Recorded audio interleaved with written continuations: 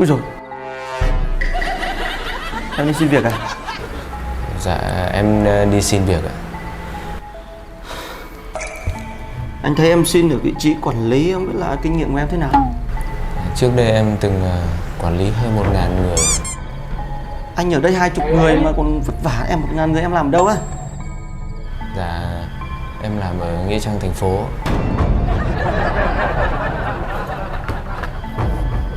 Sao không làm bên đó lại qua đấy? Dạ bên kia người ra người vào suốt, nhưng mà không ai chịu nói chuyện với em hết. Em thấy bên đây vui quá, em xin qua đây làm. Người ta nói chuyện với em mới mệt á. Thôi để anh xem xét nhé. Dạ vậy thôi em xin phép về ạ. Đứa nào bật cái máy lạnh lạnh thế nhỉ?